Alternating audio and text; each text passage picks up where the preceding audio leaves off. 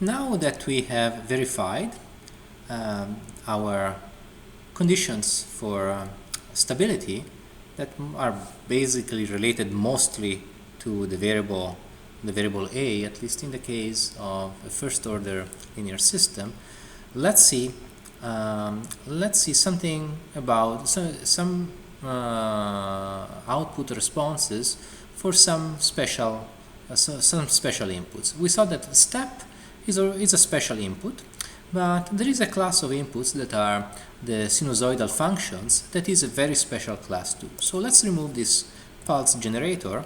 Let's go back into our Simulink browser.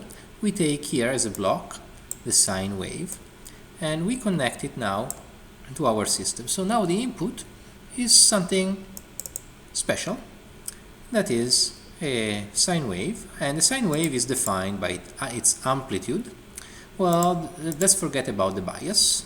We are never going to talk about that. The important things for a sine wave are the amplitude and the frequency and its phase. So what I'm saying is that, as you have already seen, you are going to have a sinusoidal input that is going to have a certain form. It can always be written as A is the amplitude times the sine of omega t plus phi. Omega is the frequency and the phase, phi or phi, is an angle that represents a form of delay. So what we are going to do is we are simply keeping the amplitude equal to 1. We are always keeping the phase equal to 0. So this is always going to be a sine. What we are going to change is simply the frequency. So we are going to start with a very low frequency that is given by 0.1. So we start with a very, very low frequency, and we are going to see what the response is, and then we are going to increase this frequency, and let's see what happens. So let's run the simulation with this frequency equal to 0.1,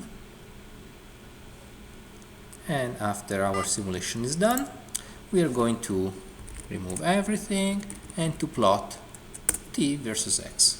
As you can see, with this frequency we get a sinusoidal input that is going to be that has a certain amplitude. It seems to be between -1 and 1. Just to be sure that nothing weird is happening, let's go in our simulation parameters and let's make the simulation a little longer. So this is going to be a very long simulation, and maybe I have overdone it, but I hope that this is not going to be a problem. The reason is that I'm using a fixed step solver when I shouldn't, but I hope that this doesn't create any problems, at least in terms of plotting. As you can see, we have our sinusoidal input, and I can zoom in. It seems that the peak is very close to 1, not exactly 1, but close to 1, and the other peak, it's not -1, but close enough. It might be a numerical issue or not. I can tell you already that it is not. But this is what's happening at this frequency. So we have a sinusoidal input. The input is going to be between -1 and 1, and the output, that is x in this case, is going to be between -1 and 1. Okay, let's see what happens if we change the frequency. So we are going to make the frequency now equal to 1. So we are taking a frequency that is 10 times higher. So we are going to simulate this once again. Again, probably I am overdoing by simulating for 1000 seconds, but after all, it seems that this machine can do it. And as you can see, this is what my input looks like. As you can see, the frequency has increased a lot in the same 1000 seconds. Now I have many more oscillations. So let's see what happens in the output x. In the output x, now I have, apart from a short transient, but I get a situation where I have again an output that looks like a sinusoidal function, but it's not between -1 and 1. Now it's between -7 and +7. So this is not a coincidence, as we are going to see later when we are going to introduce the body plot.